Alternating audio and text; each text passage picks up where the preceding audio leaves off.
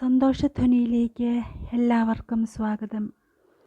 യുദ്ധങ്ങളിൽ വിജയിക്കാൻ നിങ്ങൾ നിങ്ങളുടെ ശത്രുവിനെ അറിയേണ്ടതുണ്ട്. എന്നാൽ അതിലും പ്രധാനമായി നിങ്ങളുടെ ശത്രുവിൻ്റെ തന്ത്രങ്ങളും അറിയേണ്ടതുണ്ട്. ആത്മീയ യുദ്ധത്തിൽ ഇത് പ്രത്യേകിച്ചും സത്യമാണ്. പ്രിയമുള്ളവരെ, ഇന്ന് ഞാൻ പറയുവാനായി ആഗ്രഹിക്കുന്നത് സാത്താൻ നമ്മെ എങ്ങനെ വഞ്ചിക്കുന്നു എന്ന വിഷയമാണ്. ജീവിതത്തെക്കുറിച്ചുള്ള ഏറ്റവും ഗൗരവമേറിയ വസ്തുതകളിലൊന്ന്, എല്ലാ മനുഷ്യർക്കും ഒരു അമാനുഷിക ശത്രുവുണ്ട്.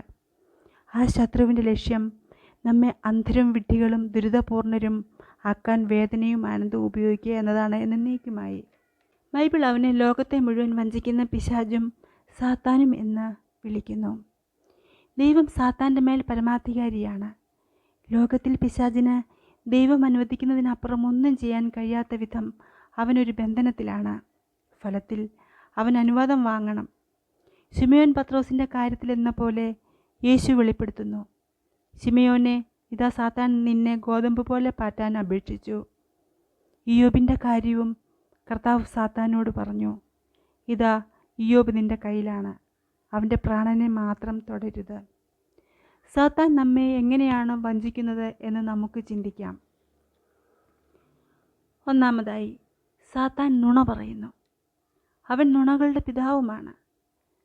സാത്താൻ ആദ്യമായി പ്രത്യക്ഷപ്പെടുമ്പോൾ അവൻ്റെ അധരത്തിലെ ആദ്യ വാക്കുകൾ സത്യത്തെ സംശയിക്കുന്നവയാണ്. ബൈബിളിൽ ഉൽപ്പത്തി പുസ്തകം 3-ാം അധ്യായം, തോട്ടത്തിലെ ഒരു വൃക്ഷത്തിൻ്റെയും ഫലം തിന്നരുതെന്ന് ദൈവം പറഞ്ഞിട്ടുണ്ടോ? സംശയം കൊണ്ടുവരികയാണ്. അവൻ്റെ അധരങ്ങളിലെ രണ്ടാമത്തെ വാക്കുകൾ ഒരു സൂക്ഷ്മമായ നുണയായിരുന്നു. ഹവ്വായോട് പറയുന്നത് കേൾക്കുക, നീ മരിക്കയില്ല. വിശുദ്ധ യോഹന്നാൻ പറയുന്നത്, സാത്താന് സത്യവുമായി യാതൊരു ബന്ധവുമില്ല, കാരണം അവനിൽ സത്യമില്ല എന്നാണ്. വ്യാജത്തിൻ്റെയും വഞ്ചനയുടെയും സത്തയാണ് സാത്താനിലൂടെ കൈകാര്യം ചെയ്യപ്പെടുന്നത്. രണ്ടാമതായി, അവൻ അവിശ്വാസികളുടെ മനസ്സുകളെ കുരുടാക്കുന്നു. ശ്രദ്ധിക്കുക, ക്രിസ്തുവിൻ്റെ മഹത്വത്തിൻ്റെ സുവിശേഷത്തിൻ്റെ വെളിച്ചം കാണാതിരിക്കാൻ അവൻ അവിശ്വാസികളുടെ മനസ്സുകളെ കുരുടാക്കുന്നു. അതിനാൽ അവൻ വ്യാജം പറയുക മാത്രമല്ല ചെയ്യുന്നത്, അവൻ സത്യം മറയ്ക്കുന്നു. സുവിശേഷത്തിൻ്റെ നിധി കാണുന്നതിൽ നിന്ന് അവൻ നമ്മെ തടയുന്നു.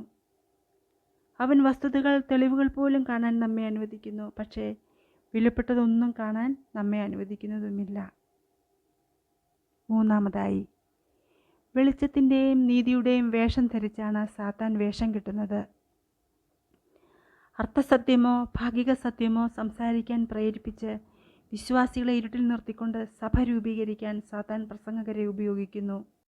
വളച്ചൊടിച്ച സത്യവുമായാണ് സാത്താൻ നമ്മിലേക്ക് വരുന്നത്. സത്യം അറിയില്ലെങ്കിൽ നമുക്ക് നുണയെ നിഷേധിക്കാൻ കഴിയില്ല.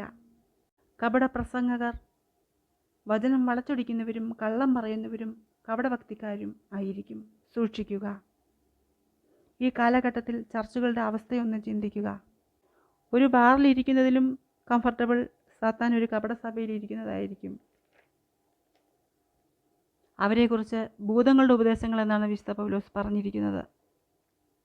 1 തിമോത്തിയോസ് 4:1 ആട്ടിൻതോൽ ധരിച്ച് ചെന്നായ്ക്കളെന്നും ആളുകളെ നാശത്തിലേക്ക് വലിച്ചിഴയ്ക്കും എന്നും പറഞ്ഞിരിക്കുന്നു. എന്നാൽ അവർ യഥാർത്ഥത്തിൽ ദൈവവചനം അറിയാത്ത വിശ്വാസികൾക്കിടയിൽ അന്ധതയുണ്ടാക്കുന്ന സാത്താൻ്റെ ഏജന്റുമാരാണ്.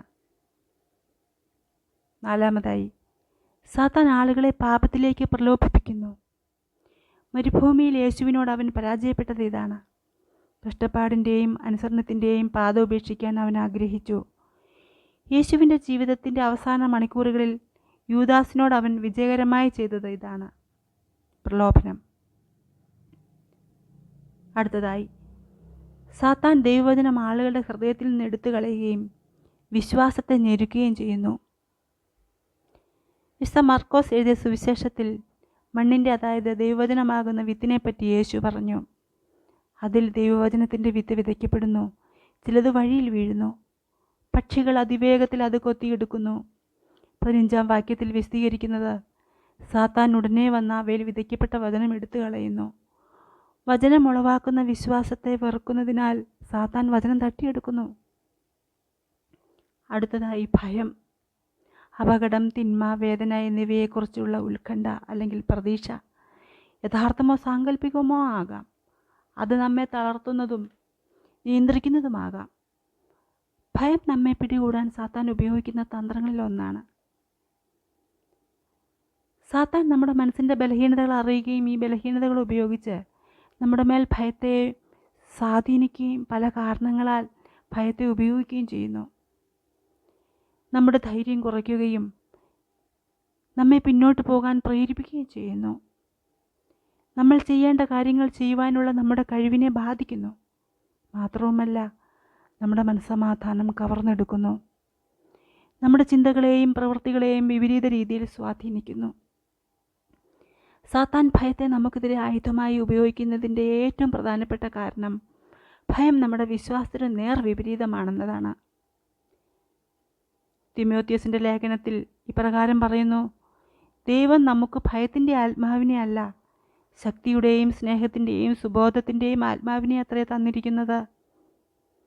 ഏതെങ്കിലും സാഹചര്യത്തിൽ നിങ്ങൾക്ക് ശക്തി, സ്നേഹം അല്ലെങ്കിൽ സുബോധമുള്ള മനസ്സെന്നിവയല്ലാതെ മറ്റെന്തെങ്കിലും തോന്നുന്നുവെങ്കിൽ അത് കർത്താവിൽ നിന്ന് വരുന്നതല്ല, ദൈവത്തിൻ്റെ വാഗ്ദാനങ്ങളെക്കുറിച്ച് തിരുവെഴുത്തുകൾ പറയുന്നതിന് വിരുദ്ധവുമാണ്.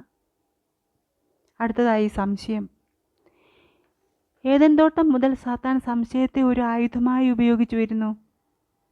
അത് ഇന്നും തുടർന്നുകൊണ്ടിരിക്കുന്നു. സാത്താൻ നമ്മെ സംശയിക്കാൻ ആഗ്രഹിക്കുന്നു. ദൈവത്തിന് നമ്മോടുള്ള സ്നേഹം, കൃപ, കരുണ, നമ്മുടെ രക്ഷ, ദൈവവചനം, ഈ കാര്യങ്ങളിൽ ഒന്നിനെയെങ്കിലും നാം സംശയിച്ചാൽ പിശാച് നമ്മെ പിടികൂടിയതായി കരുതാം. അടുത്തതായി കഷ്ടപ്പാട്.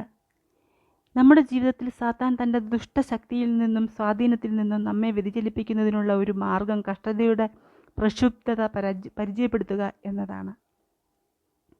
എന്നിരുന്നാലും വിശുദ്ധ പത്രോസ് നമുക്ക് മുന്നറിയിപ്പ് നൽകുന്നത്, നിങ്ങളുടെ പ്രതിയോഗിയായ പിശാച് അലർന്ന സിംഹത്തെ പോലെ ആരെ വിഴുങ്ങണമെന്ന് അന്വേഷിച്ച് ചുറ്റി നടക്കുന്നു.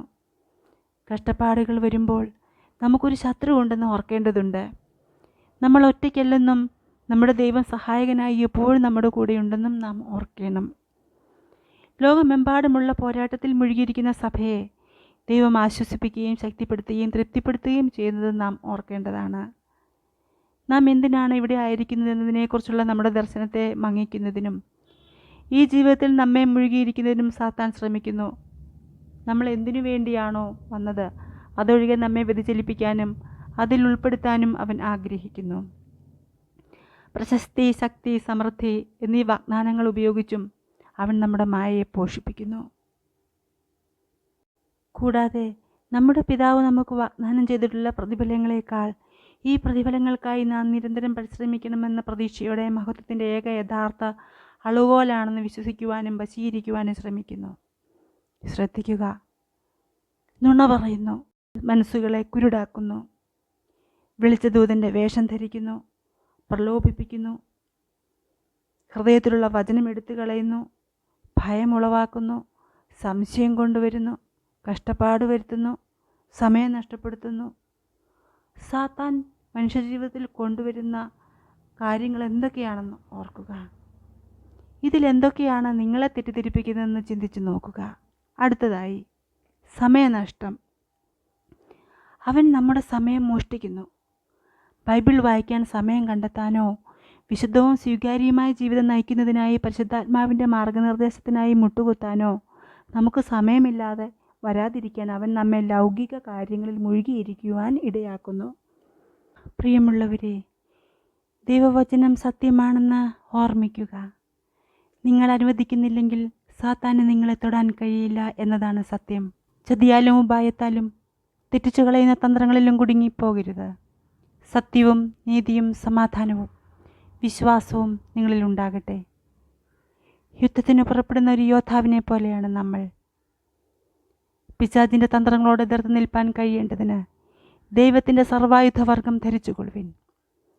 നമുക്ക് പോരാട്ടമുള്ളത് ജഡരക്തങ്ങളോടല്ല, വാഴ്ചകളോടും അധികാരങ്ങളോടും ഈ അന്ധകാരത്തിൻ്റെ ലോകാധിപതികളോടും സ്വർലോകങ്ങളിലെ ദുഷ്ടാത്മസേനയോടും അത്രേ. അതുകൊണ്ട് നിങ്ങൾ ദുർദിവസത്തിൽ എതിർപ്പാനും സകലവും സമാപിച്ചിട്ട് ഉറച്ചു നിൽപ്പാനും കഴിയേണ്ടതിന് ദൈവത്തിൻ്റെ സർവായുധവർഗം എടുത്തുകൊള്ളുവിൻ.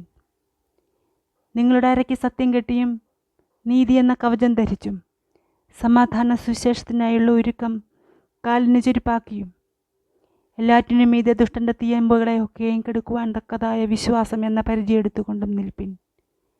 രക്ഷ എന്ന ശിരസ്ത്രവും ദൈവവചനം എന്ന ആത്മാവിൻ്റെ വാളും കൈക്കൊള്ളുവിൻ. ക്രിസ്തുവിലുള്ള നിങ്ങൾക്ക് സമാധാനം ഉണ്ടാകട്ടെ.